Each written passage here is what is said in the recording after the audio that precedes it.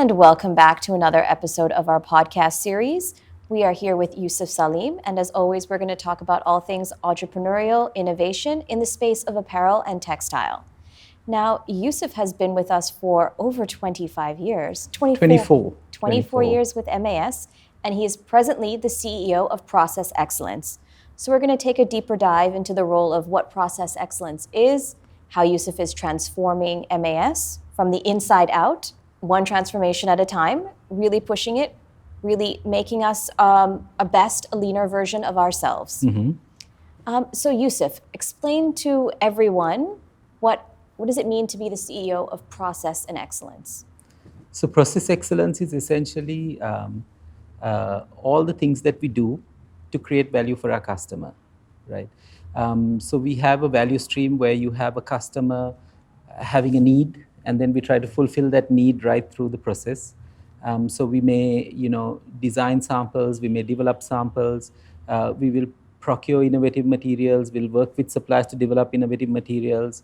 We will then work with customers on, lead times, on pricing, and then we would get an order and we would need to execute that order. So everything that we do is part of a process, and that process sits in an end-to-end value stream.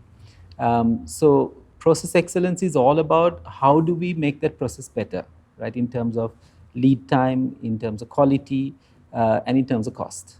So you're looking at it kind of holistically, but only within the framework of how it happens within MAS. Currently, it's within MAS, but we also capture some of the interactions outside MAS. So, for example, when we talk a process with our supplier, right?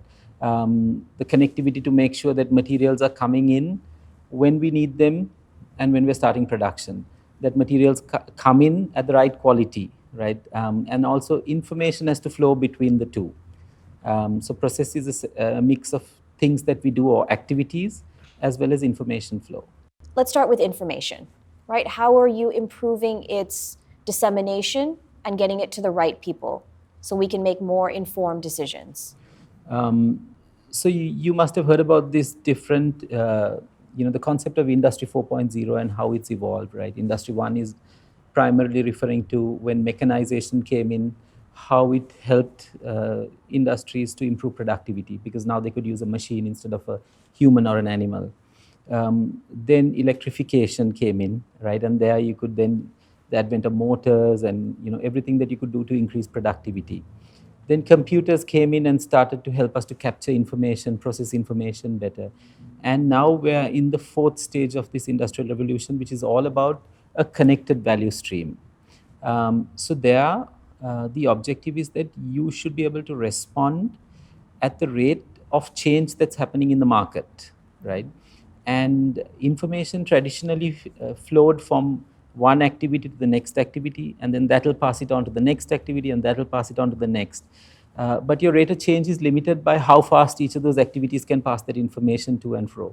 So with what we are looking at now is how do we broadcast information at one go to all stakeholders. So for example, if you look at our pre-manufacturing process, you'd have raw materials coming into your stores.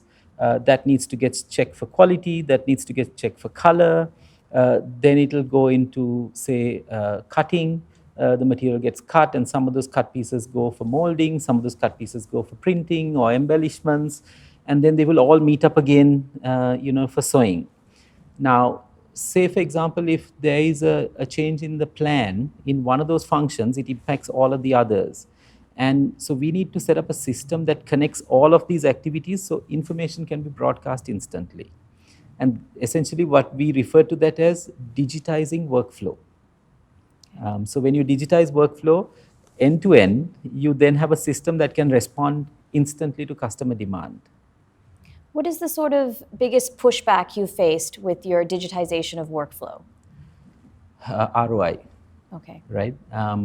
So as you invest money to digitize, you're putting in infrastructure. And a lot of the digitization is more around the cost of people to develop those solutions more than actually hardware.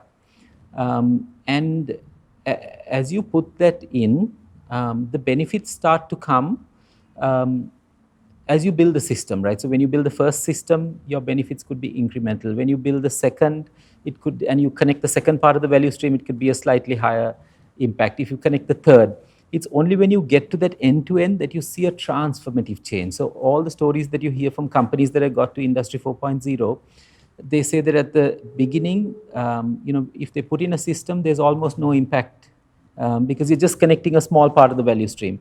But then if you connect another, then you start to see optimization happening. So the biggest challenge that we have is that we look at every investment and we say we want an ROI on that. And with this type of transition, we need to look at the end state and envision what that is going to be, and keep that in mind when we invest to get this in. What is the biggest impediment to workflow digitization that you are facing right now? Currently, it's the investment and the return on investment. With digitizing workflow, you start, if you take your end-to-end value stream, you have probably 20 or 30 different activities that you're doing to create value for the consumer. So we are typically honing in on each activity separately to connect the value stream.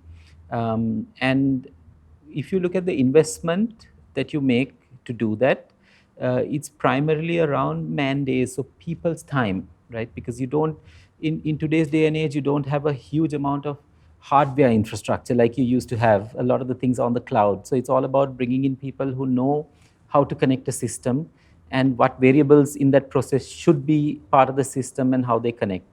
So when you look at ROI on one part of it, um, you don't actually see it as very attractive, because as you connect one part of the value stream, the benefit is very incremental. If you connect two parts, it's still incremental. Three parts, maybe it starts to move the needle a bit more.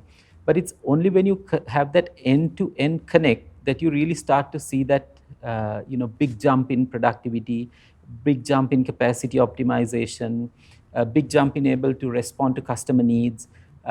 So as we are doing this in piecemeal, the biggest challenge we face is being able to justify the investment. Okay. So the benefit of a digitized workflow how does that translate to a consumer and to a brand who is working with us? With any company that wants to sort of really optimize its end-to-end process, you need to first have a stable process. How productive, how efficient that process is, it doesn't matter. But the main thing is it needs to be consistent and be able to meet your customer's needs. So if your customer is asking for a particular quality, you should be able to meet that quality standard. If that customer is asking for a particular lead time, you should be able to meet that lead time standard. It is only once you have that stable process that you should then look at how you build on it, right?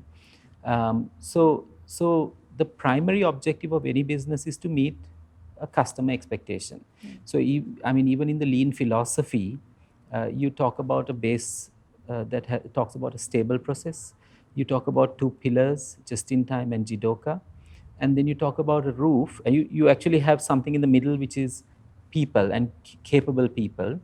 And in the roof, it's about giving the customer the best quality product in the shortest possible lead time at the lowest possible cost.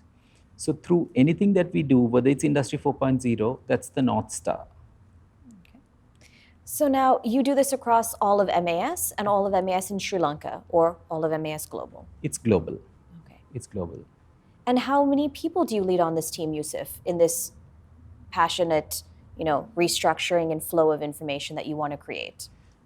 So we have different capabilities across this team. We have the lean community, and that goes into a few hundred, because we have a lean team at the center. We have a lean team at the center of each division, as well as we have lean communities in the plants. So the lean community is probably the most extensive community that goes across right through MS. And you even have lean communities in the customer interface, in the support service side. Then we also have automation. And automation also lies centrally as well as at a divisional level. And we have industrial engineering. And industrial engineering is at a center, division, and plant level. So it's quite a broad reach right across MAS. Okay. Yeah. So over your long career with MAS, 24 years, coming up on 25, tell us about the different roles that you've filled and challenges that you faced? Wow. Okay. So actually, I'm an engineer by profession. I did manufacturing systems engineering. So manufacturing is sort of my, base education. And I got into banking as soon as I came back to Sri Lanka. And I got bored in banking after about 4 or 5 years. And then I actually came across one of my colleagues whose friend was looking for a production head. And it was this new factory that a group called MAS was setting up as a joint venture with a British company and an American company to make elastics, and that was stretch line. So it was in my area of manufacturing, and I thought, okay, I should give it a try. Okay. I joined as a systems engineer. I then moved in to manage production, then became a general manager and a technical director. So I spent about 7.5 years at Stretchline Sri Lanka. And that was my sort of, role through the company. So it was primarily around the production process, technology that we used, etc. And then, Stretchline had big ambitions of becoming a global company. They had already set up in Mexico. They were looking to expand into China. And so then they offered me to go and head the project in China as the CEO for Stretchline China. And it was a greenfield site. We had a land. We worked with our local partner to build a factory in China. We set up a marketing office in Hong Kong because your investment has to come through Hong Kong.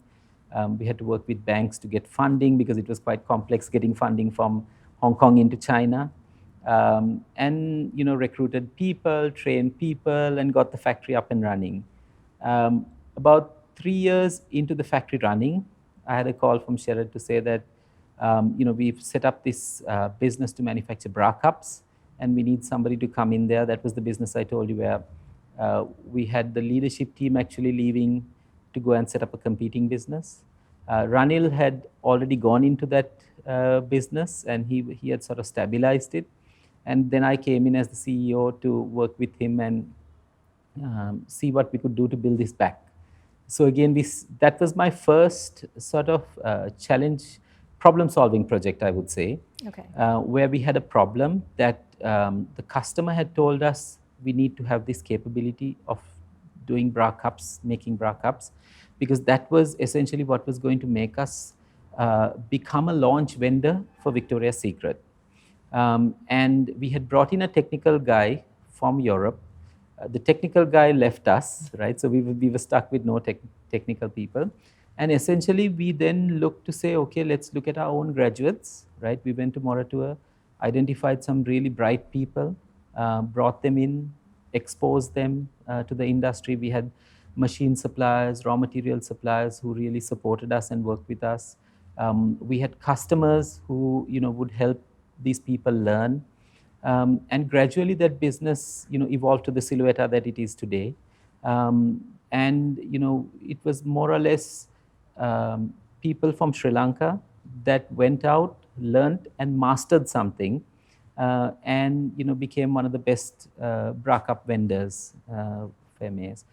After a few years there, I was actually asked to take on another assignment in the UK, and I went to MAS UK as the country head for that office because we had a business with Marks and Spencers, and that business was actually loss making, right? Because we were offering quite a broad product range to Marks and Spencer, and we were offering an extensive end-to-end service. So we had quite a broad service that we were offering from the UK as well. And the customer was very price conscious and always pushing on price. And so my assignment there was to work with the head of the business here, who was a gentleman called Zian, and try to understand what is it that we can afford to have based on what the customer is paying us for. And so it was a very short assignment, about 14 months, where we had lots of hard conversations with the customer, in terms of how, what we can offer them from the UK, what we can offer them from Sri Lanka. We then restructured the office, repositioned certain resources, and that business ended up being a profitable business subsequently. Then I was called into my third problem solving project, which was a business which started to manufacture fabric for MAS. It was a joint venture with a Spanish company, Doji EFA, and an American company called Elastic Fabrics of America. Um, MAS typically with all its joint ventures relied on the partner to bring in the technology. But in this case, the partner didn't bring the technology or didn't bring a proper process. So as a result, the project really struggled to get off the ground. And we were now on our second partner, who was a German company that had said they could, help us to fix this. So I spent about 6 years there, learning that we don't really have the competency for fabric. The game of fabric is all about scale, and we need to bring in a partner who understands fabric and who understands scale, and that's how Best Pacific came in. And after 6 years there, I moved into as the CEO for automation for MAS, and then we had Innovation 2.0, and where we said, rather than having different functions like lean, like automation, like digital, like twinery, all trying to make tomorrow better than today for MAS, let's bring these three together and let's have one strategy for future-proofing MAS and deploy the right capabilities. Okay. So now you've touched on future-proofing MAS, and Yes. you've touched on many organizations and companies within MAS and teams that are really trying to future-proof MAS. In your mind, what will it take to future-proof MAS? So you need good people, right? I told you you need a stable process.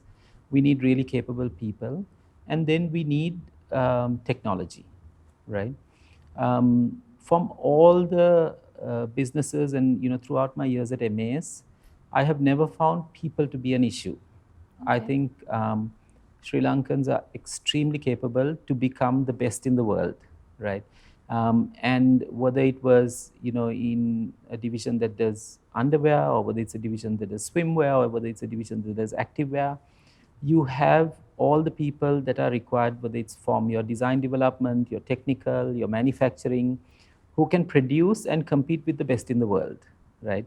Similarly, if you take the supply chain, we had some of the best technical people. So it's just that we need to make sure that we continue to develop and harness those people's capability. And the foundation of Lean was also teaching them new skills on problem solving, how to look at a value stream, how to identify waste, how to coach people and develop.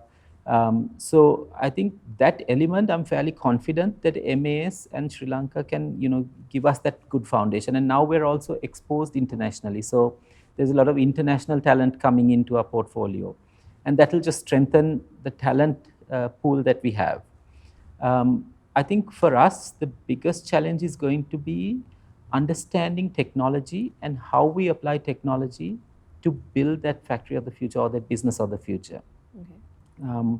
So we need to understand this concept of having to digitize workflow and why we need to digitize workflow, right? It is about being able to respond to a market change instantly and having a connected end-to-end value stream.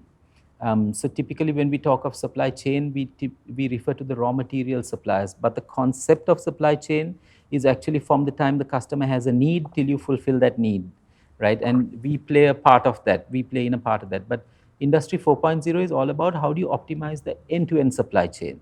And to optimize the end-to-end supply chain, we need to build connectivity within our business. We need to build connectivity with our raw material suppliers. We need to build connectivity with our machine suppliers in terms of supporting us with spare parts, servicing.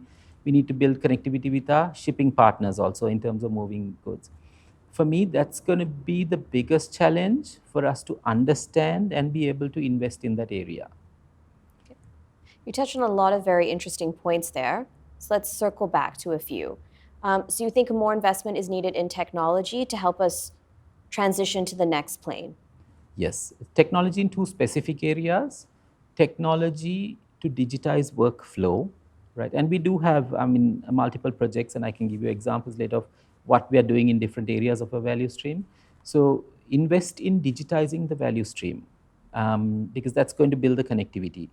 As we invest in digitizing the value stream, there is also opportunities for us to reduce work content, right? Okay. So say, for example, you can use automation, you can use bots, right, to reduce work content. So you can do something a lot faster with the use of technology.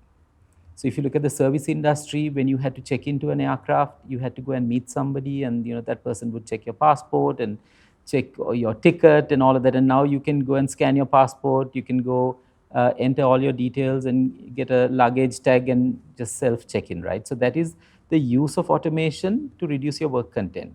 Okay. So similarly for us, if it is about fitting a garment, and today we have a process to fit a garment, is there technology that can help to fit that garment faster, right? If we are using a certain set of sewing machines in order to assemble a garment together, is there technology that can help us to do that faster? If we are inspecting fabric, for quality, is there technology that can help us? And also it relates to manual work that you do. If somebody is entering something, a PO, into a computer, can you scan it in, right? So it's all about reducing work content. So digitizing workflow and reducing work content are the two areas that we need to invest in technology. Now, with the pandemic that hit the world in 2020, MAS faced a global challenge. Many industries also faced a challenge. We, shut down. The world essentially came to a halt. Was this not the testing ground for digitization workflow? Actually, it was a catalyst for the second part. Okay. That is the reducing work content part. MAS, and Jehan is probably the better person to tell you about a lot of these specific tools, but his team had done a lot of work to look at technology to reduce work content, right? Whether it was about presenting designs to customer where you don't really make a garment, but you do that virtually, right? Whether it was about technology that you could actually fit a product virtually, right? So you didn't do anything virtually. Whether you could, put together a product virtually. So a lot of these were actually available with MAS when the lockdown came and people couldn't travel. So we were like first to the customer to say, look here, you don't have to come here. We can actually do a virtual product show for you. You don't really have to come here. We can send you your samples electronically, right? You don't have to come here. We can help to fit this product electronically. So it was a catalyst, but it was a catalyst on the work content reduction part. All right. You made a point earlier regarding talent. You think Sri Lanka has the talent. It just needs the grooming and the education and the training to take themselves to the next level. We have the natural raw talent within our Yes. country. So that being said, are you mentoring anyone right now in your capacity? Yes, I do actually. For me, helping people to develop is something that gives me a lot of satisfaction. We within MAS we have a program of mentorship where we are assigned leaders across different areas um, to mentor them. Right? Actually, more than mentoring, it's a coaching, because mentoring means that I'm sharing my domain knowledge with them. But here it's about trying to understand what role do they play, what challenges do they face, how are they planning to overcome those challenges, what aspirations do they have, helping them to think for themselves, right?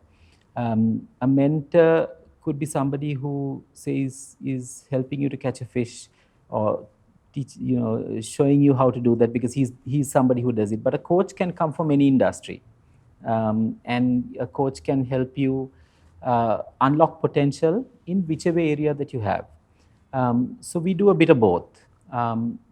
As lean, or as in terms of us wanting to be a lean organization, building people's capability is paramount, right? And it's every manager's job to support their team to build capability, and that's essentially a lean organization. So if you speak to anybody who's worked in an organization where lean is, at a really, really high level, they talk of mentoring and coaching as a big part of their job, right? Because they don't want to solve the problems, but they want to teach people how to solve problems. And they should then teach the next layer how to solve problems, how to identify problems if we want to be an Industry 4.0 business. How do you think lean can affect organizations that are not in a traditional lean space? So when we started our lean journey when I was doing my role in China, and our chairman actually took a group of us over to Japan. We met with an organization that actually teaches the concept of lean, and visited some of the Toyota factories. We visited some factories outside of Toyota that are in a business similar to us, that are making mattresses, that were supplying car seats. So they were in the whole, to understand um, uh, what this lean philosophy was, right? And then the next point is, where do I start? So that's a big problem that companies that don't do lean have, is where do I start? So typically, you'd need some professional help, and we relied on consultants. Okay. And so we've had consultants working with us, and then consultants would come and understand our business and say, I think you should pick a pilot plant, and let's work with them to try to jointly figure out where we should start, how we should start, and how we should go about it. So for MAS, it was linear clothing at the time, and that was the pilot plant. We started lean, and even at MAS today is probably the best plant in the form of lean adoption, right? They're extremely stable. You don't really hear of much noise in terms of having delivery failures or quality issues. If you actually visit the plant, you will see the engagement of team members is extremely high. The coaching culture is prevalent, and there is a continuous improvement. I think since they started, they've probably doubled their output for the same footprint that they have. So which means they've double productivity or more than double productivity. Okay. So anyone who knows you and anyone who's gone to a meeting with you knows that while you're okay with the word productivity, you really don't like the word efficiency. I don't like the word efficiency in how we use it, and the behavior that we expect from it, right? Okay. So productivity is essentially how productive are you with the assets you use to create value, right? So if you were a company that was renting office space, you would want to measure how much a revenue you'd bring in per square foot of your office space, right? If you were a company that was lending money, you'd probably want to know how much money am I making for every dollar I lend. If you were a company that was using a lot of technology and using a lot of equipment, and you're asset heavy, you probably want to understand how much revenue I can generate for every dollar I spend on my equipment. But at MAS, our primary value creator is people, right? So we honed in on and saying, let's try to understand how much of value or how much of dollars we bring in or how much of earnings we make for every person that we have. So we are very clear that productivities were aligned to a good measure at MAS. But when we talk of efficiency, we link overall performance to efficiency. So meaning that if I had 10 team members and if they could produce 100 pieces, that was the maximum potential, and they produced 80 pieces, their efficiency is 80%, right? But if I had 6 people on the line, they can't produce 100 pieces anymore. So then they may produce less than 80 pieces, right? So they can still be at the same efficiency, if you know what I mean. Okay. But the net output is different, right? So when you take a factory, just by looking at the single lens of efficiency, you don't know whether you're fully optimizing all your space, all your machines in that factory. Because you could be saying, I'm running at 70% efficiency, but your actual output is significantly less than what it potentially can be, because you have absenteeism, you don't have the number of people, etc. The second reason I don't like it is, it doesn't tell you anything about, are you meeting customer demand, right? So you could have the best efficiency, but your performance to plan determines whether you are actually meeting customer demand or not, and efficiency doesn't tell you that. So it's not about the word efficiency, but it's about how we apply it and how we sort of drive it. When we go to a plant, we would applaud them and say, oh, you're running at 50% efficiency. But we don't ask the second question, how is your performance to plan? How is your capacity being utilized, right? Was this efficiency to your full plan, or was it not to your full plan? That's what I'm trying to get into people. No, and I think you've touched on something very interesting, especially now with COVID. A lot of us have reset what our priorities are and what our focus should be. So, in your expert opinion, what are some of the words that we should be using to measure success? So I think at the highest level, how are we satisfying the customer, right?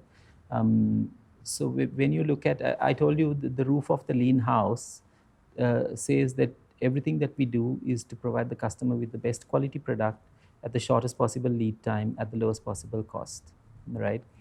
And at Toyota, they break this down into every function.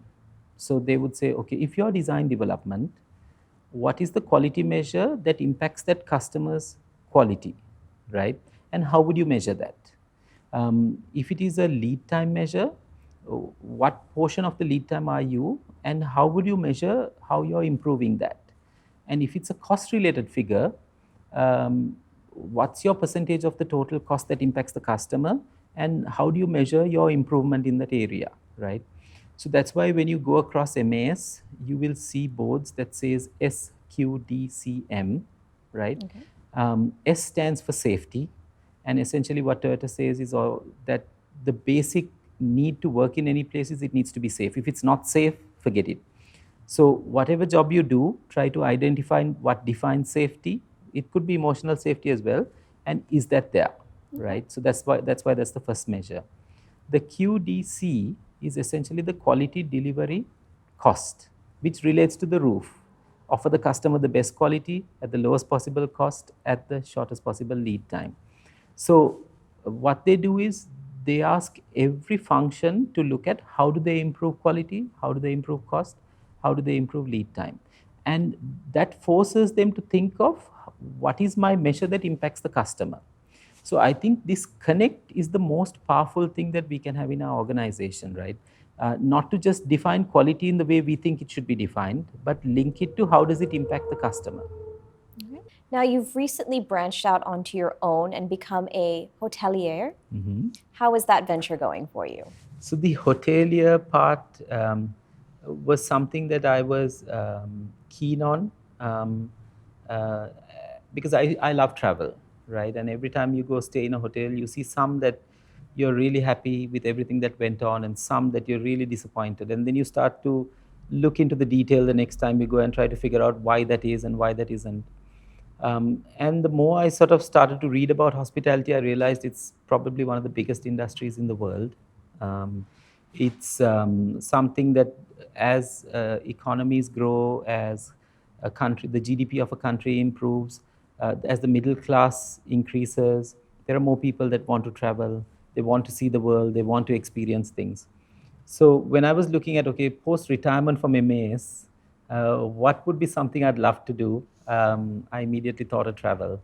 I went and studied about hospitality. I did an MBA in Switzerland to learn about the industry.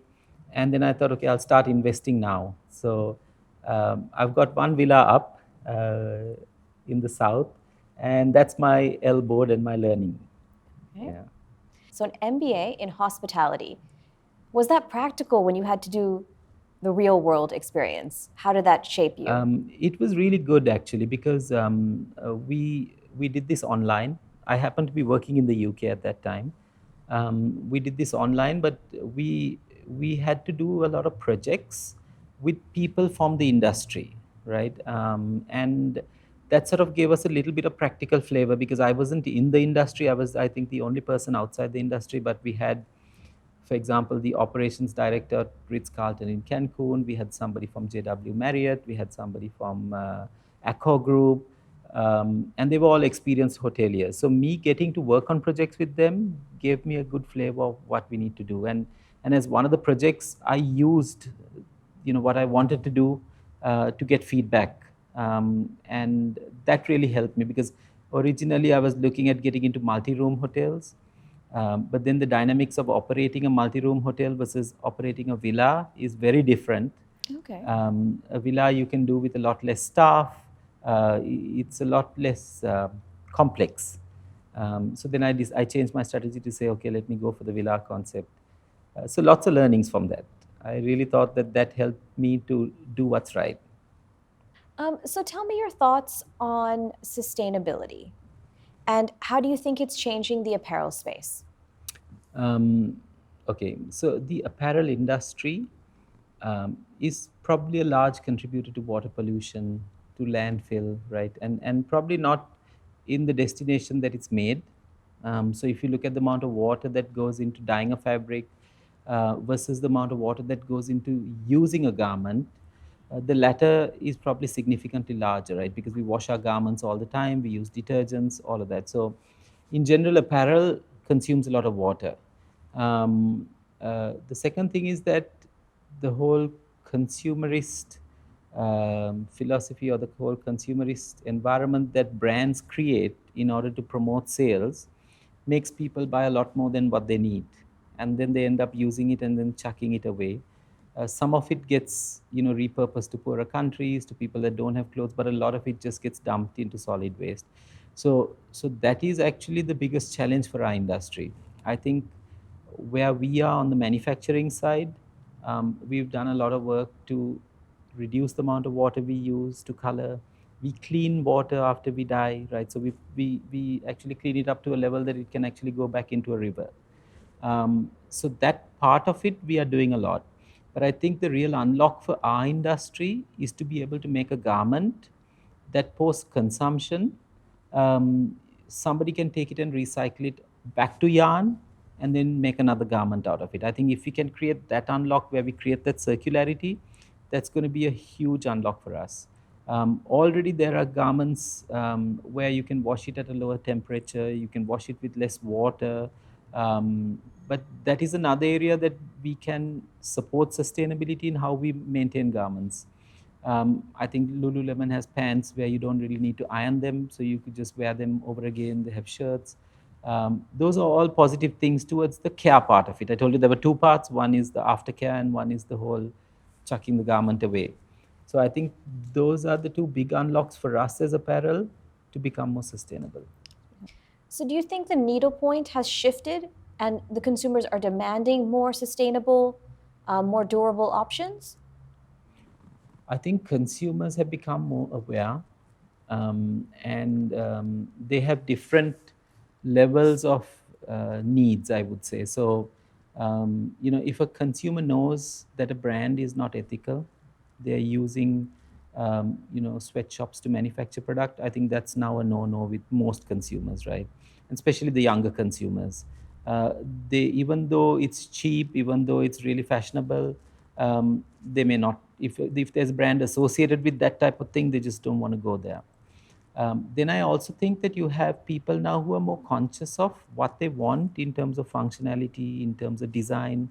So they're a lot more picky in what they want to buy. And I think that second part of it relates to that. What is that value that they, do? Are they really socially, active, and therefore are there brands that align to those social, values, right? Are they environmentally conscious, and are there brands that actually relate to those, environmental values? Um, is there functional requirements that they need, and are there brands that are actually catering to those specific functional requirements that they have? So I think that second tier can change. I don't think it's one or the other. But for example, if you have a person who's passionate about performance, say the person is a cyclist, they want the best gear to wick sweat, they want all of this. Uh, that first filter of ethics and all of that, it has to pass that. But beyond that, they will look for performance, right? And if you have another person that is all about social cause, they will work with brands and buy from brands that actually support those social causes. And if you have somebody who's really passionate about the environment and impact, they will prioritize that. So I see that at a common level. I don't see one transcending the other significantly, but there is a base, and that base is consciously going up because people are becoming more and more aware. As somebody who has been with MAS for 24 years now, going on 25, what does inclusivity mean to you and your journey in this apparel industry? Okay. So maybe I can answer it in this way. When MAS started, and apparel came into Sri Lanka, MAS wanted to be the best globally, right? And therefore, it attracted the best talent. It wanted to, give people the space to work. gave them autonomy to drive businesses, but it was all in that space of how we do things today, right? And MAS also partnered with some of the best companies. So Cotalls would come and say, this is, the best practices to make garments. Triumph would come in and say, this is the best way to make product. So we had all that knowledge coming in, and we wanted people to come and absorb, but do that, right? And I think today people want to work in a different way. Um, they probably don't want to come and just do that because they don't find that attractive. And I think if we want to make ourselves more inclusive, we need to understand that. And we also need to, from a process standpoint as well, um, automate things that people don't find interesting or don't find value adding, right? So that people can come in and do value adding jobs. So, in that sense, for us to be more inclusive, we need to transform our business uh, to become more relevant to the capabilities and skills and what people really want to do right now. And I think manual jobs doesn't interest people. Knowledge work, where people can contribute, where people can make a difference, that's what really people value. And even at a team member level, the more manual work that you can automate, and the more problem solving, the more thinking, the more engaging that you can make them, um, I think we can attract younger people, and fulfill sort of their career ambitions and make the workplace a little more inclusive to um, the people of today. So you see technology as the unlock and as the enabler to make this happen?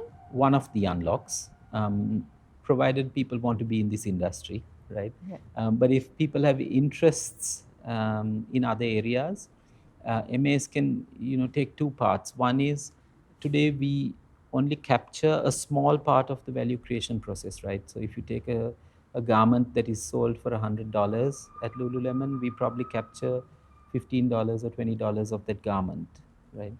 But there is a lot more value beyond that, and that value is associated with marketing, retailing, a lot of those things. So one path that we can take is to see how do we extend our value stream, because that will make make us have to bring people with a broader set of capabilities. So then we broaden the scope of people that come in. The other part of it could be that we look at other related industries. So we have a core competency. We are good at assembly. We're good at managing that process of procuring some lots of different parts and putting it together. So what are the industries that actually need that? And so we broaden our scope in terms of the type of product we make, the types of customers we serve, so that we attract a broader set of people. Where do you see the future of MAS in 10 years? Um, where I would love to see MAS in 10 years is a company that has completely transformed the apparel industry, right? If you take a mobile phone, for example, um, the first phones that came out were about 100,000 rupees, right? And it had basic features of being able to make a call, maybe store 100 numbers. That was it. And today, if you were to buy a phone like that, you can buy it for 3,000 rupees, right? So, and even if you look at it in dollar terms, the reduction has been huge. So, the the productivity, or the way they've been able to make that product has become significantly more productive, right? You're not talking about reducing it by 50% or 100%. You're talking of thousands of percent. However, if you look at apparel, the price we would pay for a trouser or a shirt at the same time that the mobile phone was 100,000 rupees to 3,000, we haven't seen that shift.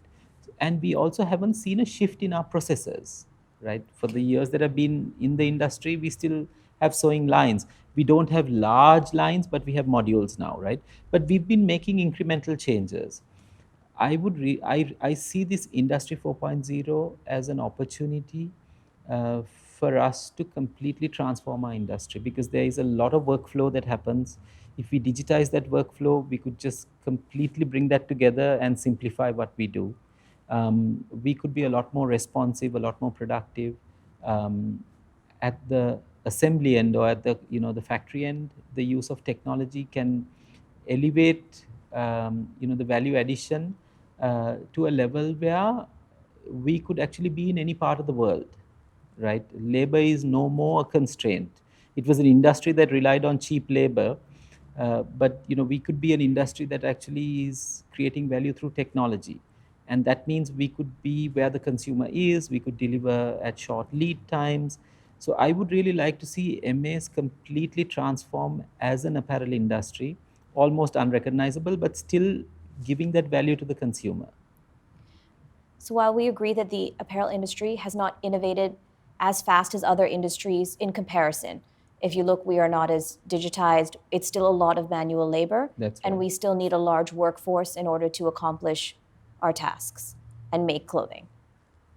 So do you see the future as less labor, more machinery, or is it people are able to work in combination with machines to produce the same garment?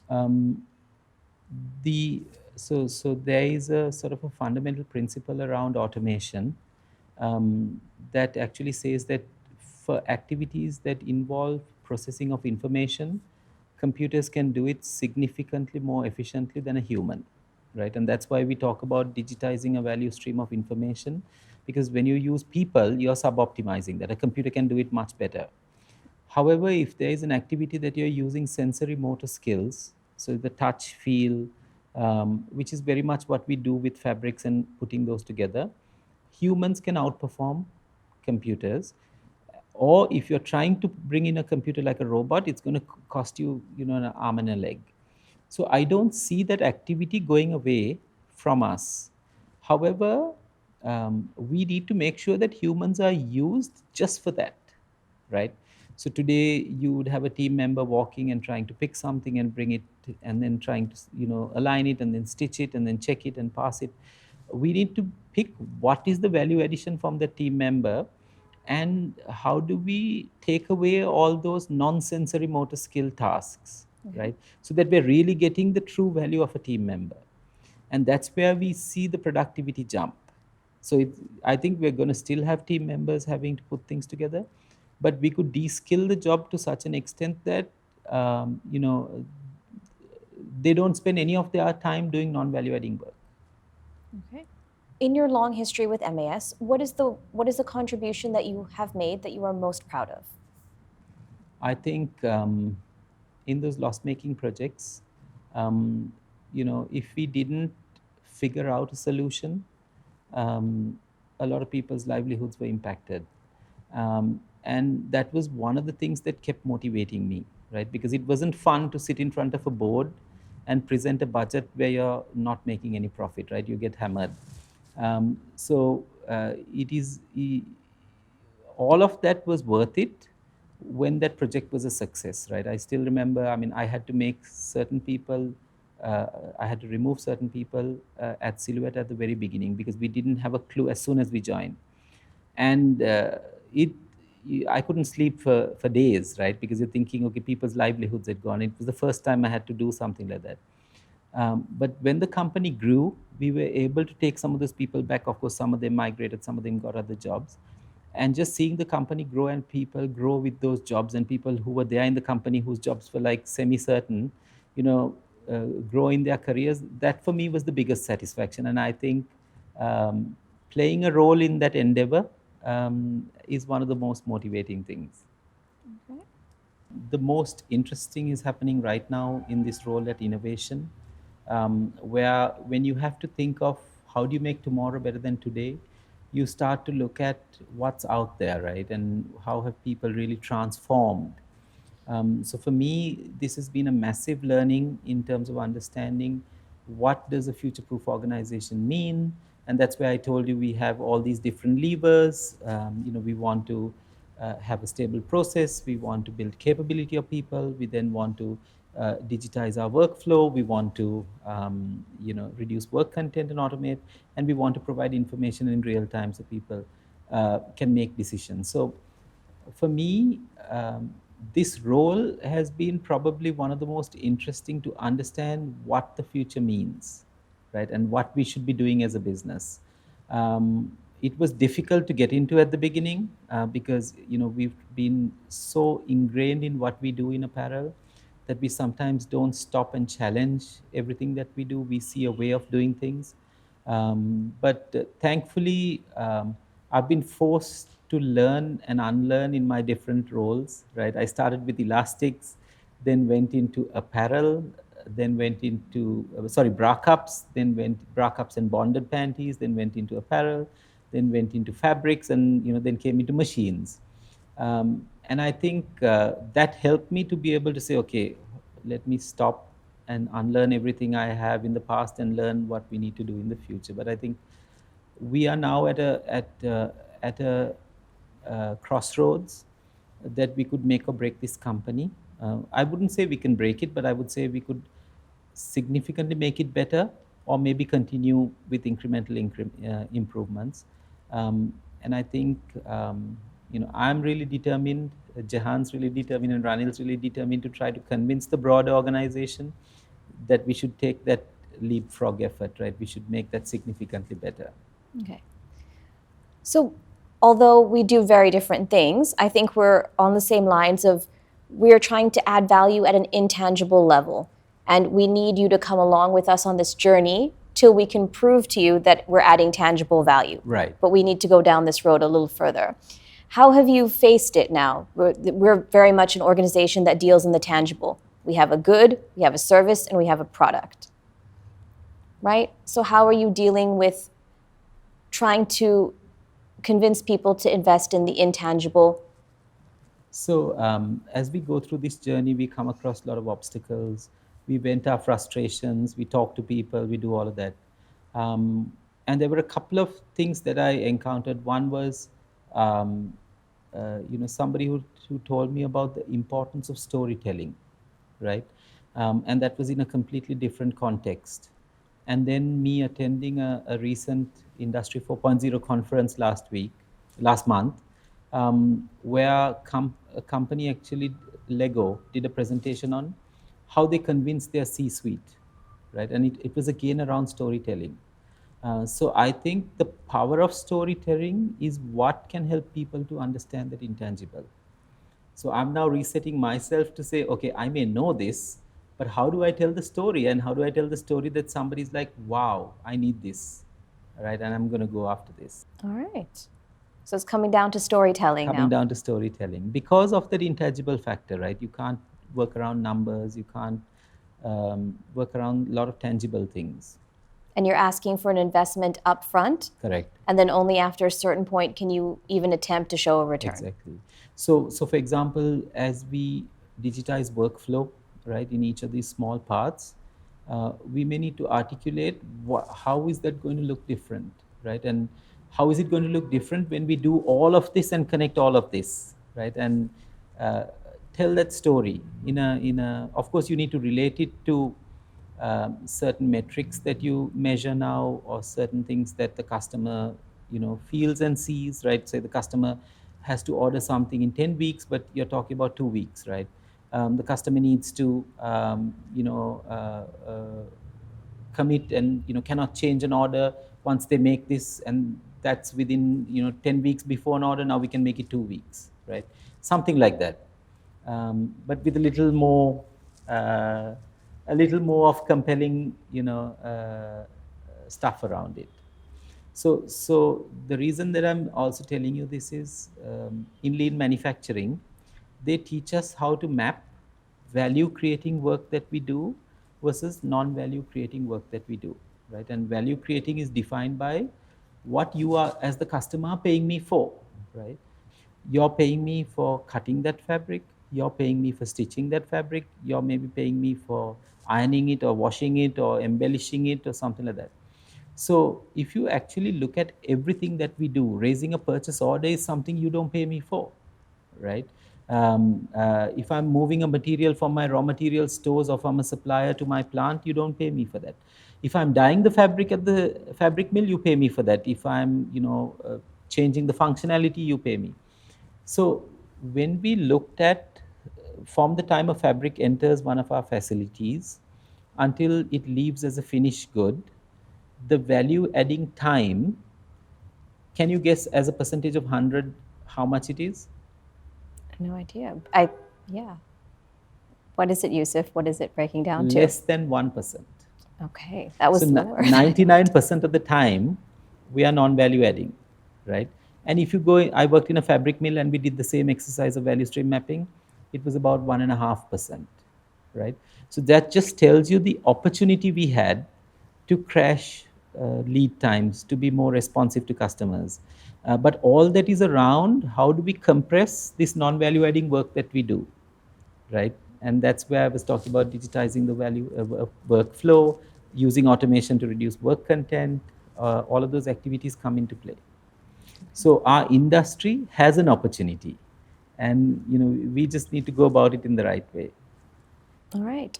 So, sort of map where you're not adding value, and then take a holistic look at it and see now what can you condense, what can you combine, and streamline so you can generate more revenue. Is that the outcome of this, or to be more efficient?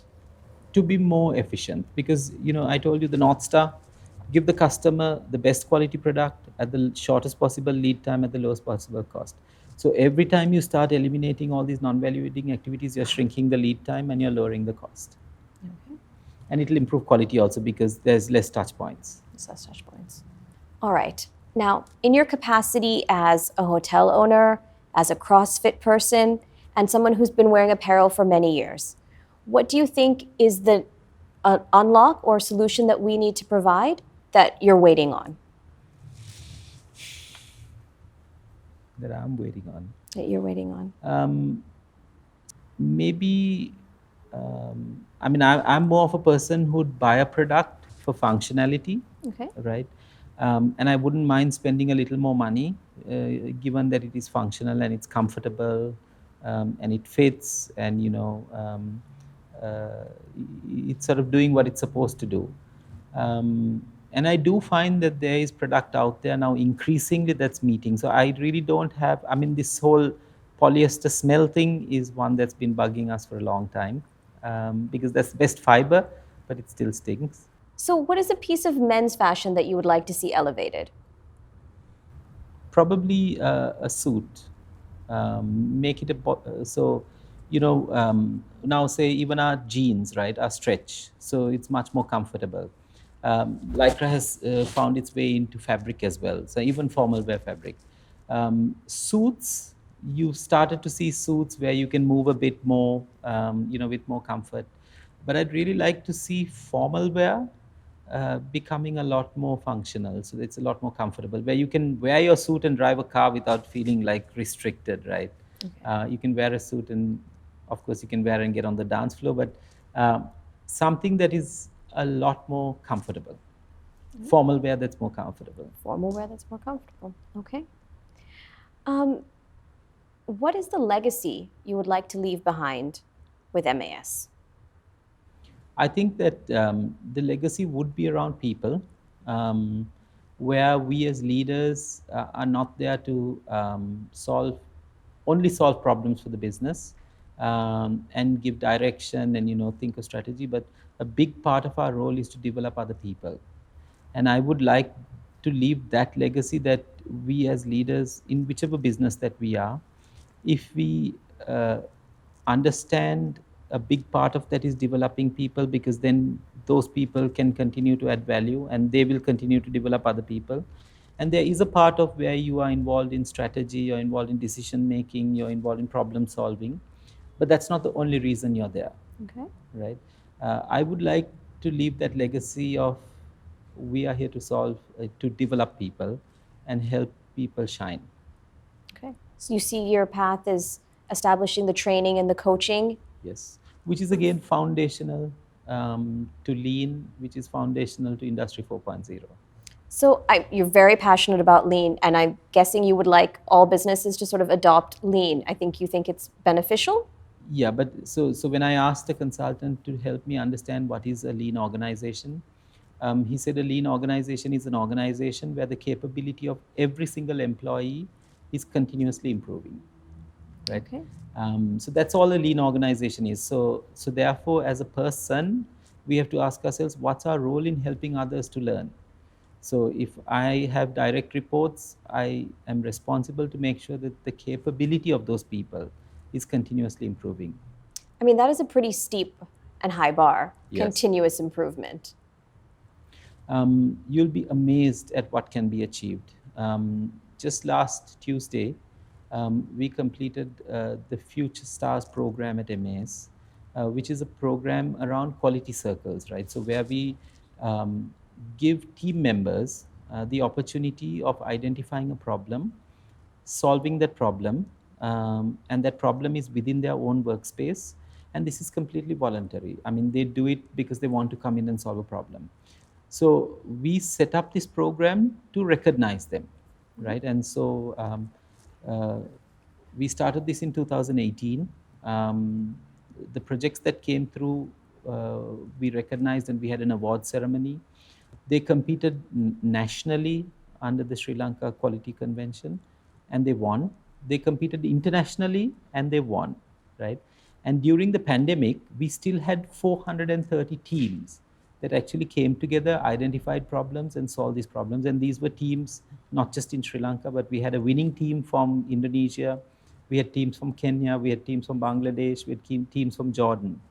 Um, so if you give people that opportunity, and of course all of them have a coach that teaches them what is the 5 I, teaches them 8-step problem solving, teaches them the whole plan, do, check, adjust, methodology. But the potential you unleash is just phenomenal. Listening to those team members, I mean, you'd be surprised. They unlocked over $1.2 million in value through their projects at a team member. And this was completely voluntary. They didn't, put much effort, put much money into it. These were just simple solutions that they could problem solve and unlock. So now as MAS, we've heard that they have great solutions, they have a potential to unlock and save us a fortune. How are we transitioning them from an idea to implementation? So those teams are actually given the opportunity to implement it. So that's the mechanism we create. So we say that if you as a team want to come and solve a problem, we will support you with a coach, right? We will support you with whatever the time you need to take off to get involved in doing that problem. And we encourage that because that is the bedrock of lean, where people are continuously identifying opportunities and improving and improving and improving. So Yusuf and his constant need for improvement and striving for a better tomorrow. So thank you very much, Yusuf. Thank you for your time and being a part of our podcast. We really appreciate you and your positive message of inspiration and constantly evolving and constantly trying to be better, to push for a better tomorrow. So thank you so much. Thank you, Tuti. You're most welcome. All right. Take care. Thank you.